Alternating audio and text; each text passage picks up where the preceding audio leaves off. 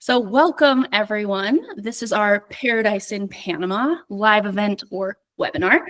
I'm so happy to be with you all today. If you have any questions throughout the webinar, be sure to put them in the chat and we'll get to them at the end. And we're also, if you've attended a webinar before, this will sound familiar. We do have a prize at the end that we're going to be giving away. So feel free to write down any fun facts that we go over that you hear throughout today, and then we'll get started. So just so you all know, this is our agenda for today. Hello and welcome. We're going to be talking about paradise and all of its glories today. We'll go through a little bit of a history of Panama, what our AGC itinerary looks like, the activities that we do, our beautiful accommodations, the food that we're going to get to eat, and then a Q&A at the end with our prize trivia. So I'll do some introductions first. My name is Mariah Nelson. I'm a regional program director here at AGC, and I am thrilled to be here with you all today. And I'm also joined by the illustrious Emily Stardust. If you want to introduce yourself. Hi, that's me. I'm Emily Stardust. I don't know how to change my name on my little chat box, so I haven't done that. But I've been a guide with AGC for 3 years, and I guided the Panama trip last year, and it was fantastic. So I'm excited to share a little bit more about that with all of you.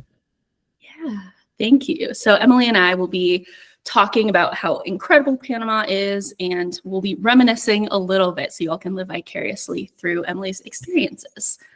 All right. So we have been operating in Panama since 2009 in a variety of different itineraries. Here's your first fun fact of the day. The name Panama originated in pre-Columbian times and means an abundance of fish, butterflies, and trees. And also the inventor of Murphy's Law was born in Panama. His name is Edward Murphy Jr., which if you don't know, Murphy's Law is said to state that anything that can go wrong will go wrong. I'm sure we've all had those moments in life. So it's just a little fun fact for you all today. He was born in the Panama Canal Zone in 1918.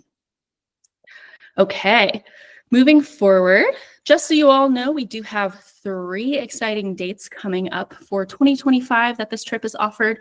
The first one, if you're looking for a Valentine's Day getaway, we do have a February 14th through 22nd trip, as well as later in the winter if you're looking to escape the winter cold and blues, November 1st through 9th, as well as December 1st through 9th. So a couple options for you. Okay, moving into Panama. So Panama is in Central America. It's this really beautiful, biodiverse part of the world near the equator that's bordered by Costa Rica and Colombia. And just so you know, for a little bit of context, Panama is slightly smaller than South Carolina and has an area of roughly 75,500 square kilometers, or just under 30,000 square miles. The main languages that you can find in Panama are Spanish, which is the most predominant and the official language. There's also English, Creole, Hakka Chinese, and tons of indigenous languages that everybody speaks there. There are also a ton of different religions, which is really fascinating. We have Christianity, Catholicism, our indigenous religions, Judaism, Islam, and Hinduism, just to name a few for you. All right, let's dive into our specifics of our itinerary a little bit more. So there are 2 main locations that we will be operating in Panama. First, we'll start off in Panama City, which is the capital of Panama. And then we will take about a 1-hour flight there after a couple of days exploring beautiful landscapes and having some delicious cuisine to Panama City, from Panama City, to Bocas del Toro, which is where we'll spend the majority of our trip. So Bocas del Toro is about a 1-hour flight from Panama City, so a pretty easy domestic transfer.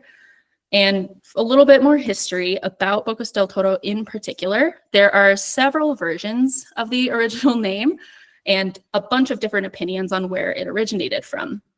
So people refer to its discoverer, Christopher Columbus, which is probably a familiar name to you all. Apparently, in his first expedition through the islands, he would have visualized several waterfalls that had, the shape similar to the mouth of a bull. On the other hand, history also kind of mentions that Bastimentos Island, Columbus would have seen a large rock in the shape of a lying bull, which can still be seen today in that area. So in addition to the immense waves that hit this giant rock, which is of volcanic origin, it can cause a similar sound to the bellowing of a bull. The latter would have helped provide inspiration for such a peculiar name in this part of the world. So that's one version of history. The other version that circulates is about These fascinating islands, they really have nothing to do with Christopher Columbus at all. They say it refers to the last indigenous chief of the region, who is known as Bocas del Toro. So the truth, regardless of the origin of its name, this beautiful province has some stunning islands and has become a very popular destination in the Caribbean in the last few years. All right, now a couple more things for you before we dive into our itinerary. The population of Panama sits right around 4.4 million people. And like I mentioned, Panama City is the capital, and the primary currency they use is the US dollar. So an estimated 20 to 30,000 Americans and about 8,000 Canadians live in Panama. Some people relocate to the country to conduct research, work remotely, make investments, or simply just enjoy their comfortable retirement in a little slice of paradise. So in addition to those people, there are many different ethnic groups, and like I mentioned before, some indigenous populations that you will get to interact with and learn more about. So the Nobe tribe is one of them, and they are traditionally referred to as the Guayni, which simply just means people in their native language. So this term is really infrequently used today, but I thought it was a fun fact to share. So the Nobe are referred to really as the Nobe Bugle, which is a union of these people and the Bakota peoples who live together in the indigenous province. And that signifies a high degree of administrative autonomy. Although both indigenous peoples are closely associated, they're really two separate linguistic indigenous groups whose languages are mutually unintelligible. So collectively, these two groups make up the largest indigenous population in Panama. And below that, I just listed a few additional ethnic groups in case you want to look into those as well. Okay. Now this is the fun part. We get to really dive into our itinerary and what makes Panama special and what makes this trip really exciting. So this is just a little introduction. So if you would like to extend your stay either before or after the AGC trip, you can explore the Panama Canal more in depth. A fun fact about the Panama Canal, as most of you know, the US senators were undecided about where to build the canal originally. It was either Panama or Nicaragua. So Felipe Bonao Varilla, who lobbied for the Panamanian Canal, sent every senator a Nicaragua postage stamp, which depicted one of the country's many volcanoes. It was an effective ploy. Panama was thought to have no active volcanoes, thus was a safer bet for the US. So the US senators agreed that Panama was the better option of the two, and the stamp can now be found today in the National Postage Museum in Washington, D.C. So has anyone ever been there before to the Postage Museum? If you have, feel free to raise your hand or say, yes, I have, or no, I haven't in chat. It's one of those places that is a bucket list for a lot of people. Okay. While you're typing out about how excited you are about stamps, let's dive into a part of our itinerary. So if you're familiar with how we used to run this program, and Emily has some really great stories about this, we did shift a little bit. So our time in Panama City now is exploring El Valle de Antón. So this is just under a 2-hour ride from Panama City. El Valle de Antón, it's a beautiful highland city nestled within an ancient volcanic crater. So the valley is surrounded by a cloud forest, which is one of the largest inhabited volcanic craters in the world. It's my background photo today, which is stunning, and it's also that bottom right-hand photo and that top photo on the side you see right now. So after we depart Panama City early in the morning, the group will get to stop along the way to enjoy a typical breakfast at the famous Delicias Margo, which is a stop that most Panamanians just can't resist on their way. So the hills of this area, they surround this community and offer a direct view inside of the crater. And there are portions that are really abundant with vegetation, and others have been shaped a lot by human activity.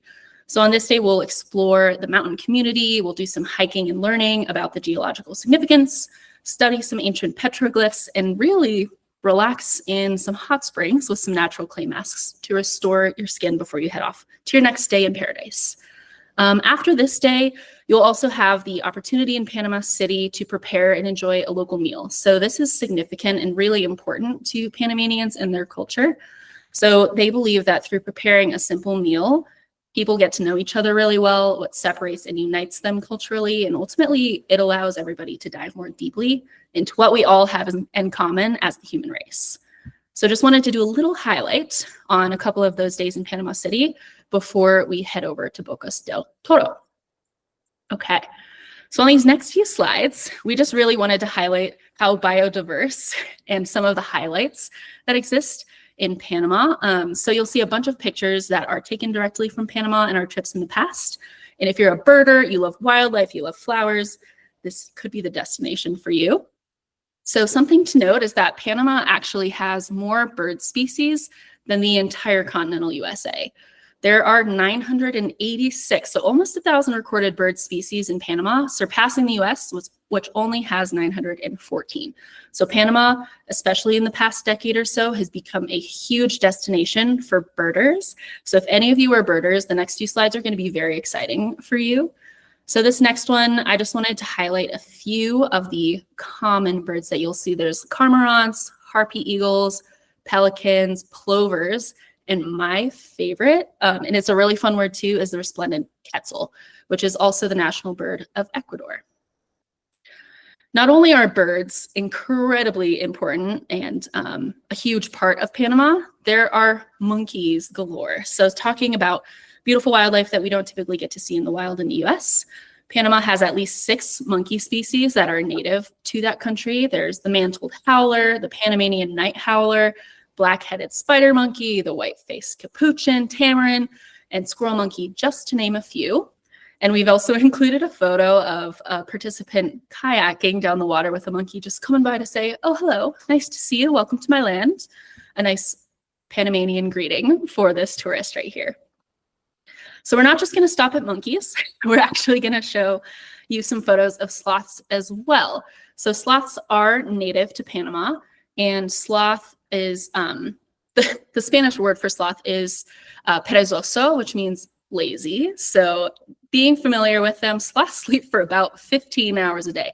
I know we all could sleep for that long, but they can sleep while hanging upside down. And on a tree branch, they have these specialized tendons. So if you look at their little claws, you can see that they're very strong and they can sleep completely without any worry in the world because of their tendons in their hands and their feet that lock them into place and allow them to hang without wasting any energy, so they can really preserve that lazy persona throughout the day.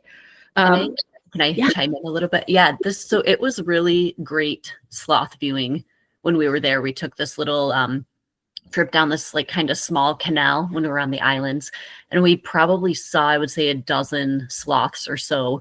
Some of them were sleeping and some of them were moving, so we got to see some of them doing their very slow motion moving and eating, and it was really spectacular. Yeah, Emily, you said there was one within like 10 feet of you, that bottom left photo, right? Yeah, the bottom photo on the left, that was a little baby one, and we took our boat like kind of right up to the bank, and it was so close, and I think the sloth didn't want to be by us, so we kind of went off into the jungle. But yeah, he didn't want to float lazily down the river with you. No. Oh, well, that's okay. There's plenty of opportunities, I'm sure, if he does choose that, to join in. Thank you for that. I appreciate it. So that's a little bit about sloths. But again, we're not going to stop there, this being one of the most biodiverse places in Central and South America and even the world. So talking about frogs and other amphibians that you might be able to spot during your time here, Panama has 229 species of frogs. So this includes toxic frogs, and they eat poisonous frogs. So they eat certain ants that contain formic acid and mites, which contain certain alkaloids, which are both very poisonous. And so the dart frog is one that we'll highlight today. It sequesters these chemicals and secretes them out of their porous skin, hence really making them toxic for consumption. And predation on one of these micro amphibians could be highly debilitating or deadly to potential predators like birds and reptiles. So you probably have mostly heard of dart frogs before or seen photos in National Geographic or anything like that, but they have really bright warning colors that are often displayed on their skin, and that you can find on certain plants and fungi as well that are also toxic to be consumed. So the scientific term just for this bright coloration of toxic species is known as aposematic coloration. And this really highlights in these life forms the saying that they've developed through evolution: eat me and die. which is pretty intense. So it's good that predators have also developed the sense to understand that and hopefully leave them be moving forward. Okay, this next one is a little less eat me and die. It's a little less scary and a lot more cute. We're going to talk about sea turtles. So Bocas is home to 3 of the world's 7 species of sea turtles. 2 of them are currently in danger of extinction, the hawksbill turtle and the leatherback turtle. And they also have the green turtle as well. So in Bocas del Toro, turtles spawn typically between May and October with increased activity in July and August. With the changing climate and the changing temperatures of the ocean, those have become more blurred lines for when they do have turtle hatching season. And anything can happen in this beautiful area. Emily's group got to see something really stunning and surprising. So I don't know, Emily, if you want to talk about that at all. So we were pretty lucky. So this is not guaranteed on your trip, but we did get to see baby sea turtles hatching when we were there this past winter. So there was one sea turtle that came and laid her eggs kind of late in the season, and it was in this national park area. And so there's a man that lives there, and he kind of monitors all the sea turtles and knows what's going on. So he was like, they're going to hatch right when you guys are here. So we were extremely lucky, but we got to see the little turtles coming out of their nest and then flopping and scurrying their way to the sea and then, starting to swim. It was really amazing. So it's a possibility, not guaranteed, but possible. Yeah. And amazing. One of those just splendid kismet moments. You had to be there in the moment, in the right place, in the right time. Awesome. So all of this is just to highlight the true biodiversity of Panama itself. So not only if you're a wildlife viewer, a birder, if you're really passionate about poison dart frogs, you'll also have the opportunity to see some of the most stunning flora in the world. So Panama is said to be home to more than 10,000 species of plants. So this includes around 1,200 orchid varieties, 678 fern species, and right around 1,500 varieties of trees. So just to include another fun little Panama fact, on the top right-hand side, we have a photo of a really beautiful white flower, and this is the national flower of Panama, which is called the Holy Ghost orchid. So if you go, you'll have to keep your eye out for one of these bad boys. All right, now that we've talked about all the beautiful things that you can see, the scenery, the wildlife, the flora, the fauna, I'm going to hand it back over to Emily to talk to you a little bit about the itinerary. All right, so I'll talk a little bit about what we're going to do. And like Mariah was saying, it's changed a little bit on the first couple days, but we will fly into Panama City and we will all meet there. And Panama City is a pretty cool city. It's lots of big, tall skyscrapers, a lot of really modern buildings kind of mixed in with like the older part of the city as well. So it's very bustling and modern. There's cuisine from all over the world. So it's a pretty fantastic place. And then we will go to the Valle Anton on the second day. So we will do a hike there and then also visit the hot springs. And then the next day we will take the flight to Bocas del Toro. So it's a short flight. And then we will stop in a little town and have lunch when we get off the plane. And then we'll take a boat over to Casa Cayuco Eco Lodge. So Casa Cayuco is, I think we're going to talk a little bit more about that, correct? But it is a really spectacular place. So it's this little eco lodge on the Isla Bastamientos, which is the island. And it's just a beautiful setting. The food is delicious. And there's a lot of different activities that we can do while we are there. So the next few days that we're talking about the different activities, and some of these might switch, so they don't always stay on the same day depending on the weather and the sea and stuff like that. But we had yoga that was offered most of the days. We had a couple different snorkeling trips, which were really fantastic. There was one snorkeling trip where we saw soft corals, which I had never seen before, and the colors were incredible. It was like fluorescent yellow and purple, like bright purple and teal, and it, I don't know, felt like 90s colors or something. Like it was, I don't know, it was really amazing. One of the other cool things that we do while we are there is the Salt Creek Village Tour. So there's a little village near Casa Cayuco, and all of the workers at Casa Cayuco come from this village. So they either walk to work or they take a little boat to work.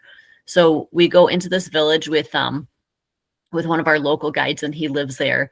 And there's no cars, there's limited electricity, there's no cell phone service, and it's really cool. It's just interesting and not really something that you would see other places. So, and our local guide, Jose, introduced us to some of his kids. He has 10 kids. And so we got to meet a couple of them and some of the grandkids. And yeah, it was a really cool experience. And then there's the Pelicano Trail hike. So that is definitely an option. It was really muddy and rainy last year, so we didn't do that, but we did another smaller hike. And then there's some more snorkeling excursions. We do a facial scrub class. So we made facial scrubs out of ground coffee and cacao. So like the chocolate beans, and it was a really nice, all natural, like facial mask and scrub. We have more yoga on there. There is a tour of a bat cave. So anyone that likes to go spelunking, you can go into a bat cave. And if you don't like spelunking, you could just hike up to the entrance of the bat cave, and then, you don't have to go inside. But it was pretty cool. So we hiked down into the cave, and then it got smaller and smaller. And then there are a lot of bats up on the ceiling. So they weren't really flying around when we were there. So that was good. It wasn't too scary. And let's see, what else did we have? And then we had the cacao ceremony. So the cacao is just a name for chocolate, or the beans that you make the chocolate out of. So the cacao does grow in Panama. And so a woman came in, there's a whole ceremony with preparing the cacao and serving it to people. And so we did one of those as well. And then we head back to Panama City and just spend a little bit of time there and then take off. So that's kind of our trip in a nutshell. Thank you. I also want to highlight too, what's so great about this particular itinerary is it's not super rigid. Like if you wake up one morning and you want to sit in your hammock and read a book instead of doing the hike that was planned, that is completely acceptable. We encourage wellness and peace and rest as much as we can on this one. It's one of those very special itineraries that we offer that kind of has a home base in Casa Cayuco that allows you to be flexible and choose your own adventure a little bit and work with your guide to make sure that you have everything that you need. Awesome. And then, yeah, we just have a few photos. I don't know, Emily, as we kind of scroll through these, if you want to shout out any fun moments or sights or stories from your trip in February. We have some boating. Yeah, we definitely took boats a few different times. So when we were at Casa Cayuco, we took a boat over to another nearby island to see the sea turtles. There's another spot we went to where we took a little hike on an island and kind of had a little kind of mini picnic snack at the beach, which was lovely. There was the sloth tour on the boat. So there's several different places you can go from Casa Cayuco on the boats, and then also to our snorkeling sites as well. We took the boat over to our snorkeling site, and like Mariah was saying, it's not a rigid schedule. So they might check the conditions and say, okay, this is a really great morning for snorkeling. I think we should snorkel over in this spot this morning, or like this would be a good time to take the boat and go see the sloths. So do you guys want to do that this afternoon? So it was a pretty flexible schedule, and there was also time for people to relax, or you can opt out of activities as well. Wonderful. And we have some stand-up paddle boarding as an option as well. You can see the color of the water is exactly what you would anticipate for this part of the world. So that's an option and something you can do from Casa Cayuco as well. And then we have some hiking too. I don't know if you want to talk about the hikes, how the difficulty level or anything like that, Emily, or highlights that you had. Right. It was mostly flat on the hikes, and there's a little bit of elevation change. And it's very jungly. So there's, you can see it's foresty, jungly. You're in nature, and lots of chance to see wildlife. Nothing that's like super difficult. So awesome. Thank you. Wonderful. So in addition to hiking, we also, again, just want to highlight some of the things that we've seen snorkeling out in the water. You can see there's a lot of different opportunities here to, get your hands dirty, literally, if you're super excited about that, but also you're welcome to view from afar. Emily, how were the water conditions? Were they super clear in February when you were there? We had a little bit of both. So we had, there was a day or two where it was like just clear and beautiful. And then we had another day where we tried to snorkel and it was just pretty cloudy and everything was blowing around. So we sort of paddled around with our snorkel masks and then decided to do a hike instead. But so I would say we had a mix of both, but when it was clear, it was just definitely gorgeous. You can see a little bit on that picture on the left-hand side, all the different corals. There were starfish, which I think are called sea stars now. All different types of fish. There was an octopus. There were these little glowing anemone things that were like a silver ball that glowed. It was kind of otherworldly. Awesome. Thank you. And very much opposite. Let's head on to some photos of the bat cave. So for those of you who are like, bat cave, I'm intrigued. I would like to go spelunking at some point. This is kind of what you can expect. So you're not ever asked to do anything that pushes you too far outside of your comfort zone. You can go to the front and be like, this is a cool cave. I'm going to head back. Or you can keep moving through, see the bats, learn more about their history and their significance in the ecosystem here. But this is kind of a little glimpse into what that tour looks like. Just so you have a visual. And then also, I'm really glad we have Emily here and she's a guide on this trip because like we said earlier, she's a yoga instructor and is really talented at wellness and focusing on a really important practice. So I don't know, Emily, if you want to talk about the yoga or the wellness at all for this trip. Yeah, so on most of the days at Casa Cayuco, we'll have yoga classes in the morning and obviously optional. So, participate if you would like. And then you can see from some of these pictures, there's this amazing dock that goes out into the water from Casa Cayuco. So the overhead picture, some people are kind of laying out on the dock. And then there's also an area with a little gazebo over to the left. And so that's kind of a little bit shadier and we would do yoga there as well. And then I think we did have a day that was kind of windy and a little bit rainy. So there's another spot more inland where we can also practice yoga. So yeah, and it's just, I love doing yoga next to the water and by the beach. It's just such a calming atmosphere to have the water and all those sounds and yeah. Yeah, some might say it's very relaxing, which I'll use as a transition. Nice. So, like I mentioned, this is all about being in paradise and taking care of your needs. So you saw some hammocks in the background of some of those photos. And if you bring a good book or you want to hang out with a deck of cards with one of your travel buddies, that's always an option on the table. So it is a priority on this itinerary that we built in relaxation as a part of the experience. And there were cool water hammocks. I don't know if you saw that in the last picture, but there were hammocks that actually hang down into the water right off the dock, which were quite lovely. You can just float and feel the ocean without having to put in any effort. Yep. Never a bad thing. Yeah. Perfect. All right. So now speaking of relaxation, we should talk about where you'll be sleeping because that's just as important. So I'll talk a little bit about Casa Cayuco, which is where we'll be spending the majority of our time on this itinerary. So we're going to kind of flip through a few of these photos so you can get a better idea of what this place looks like. Each of the cabins and suites feature ensuite open-air bathrooms. You'll get organic coconut soap and hair care products, high-powered ceiling fans, memory foam mattresses. They do have high thread count sheets, mosquito nets if you so choose, and high-speed Wi-Fi. So we always encourage you to disconnect, but we also understand you have friends and family at home that you would like to send photos of this beautiful adventure. So that will be an option as well. So this is just to give you an idea of a couple of the places that you might be able to be staying. If you want more information about where you could be staying specifically or Casa Cayuco in general, you can visit their website and they have a bunch more details on there for you and some links and photos that you can check out as well. And just as important as accommodation, let's talk about nutrition. So here is, we have a couple of slides that highlight, of course, the delicious optional cocktails, if you would like, at Casa Cayuco.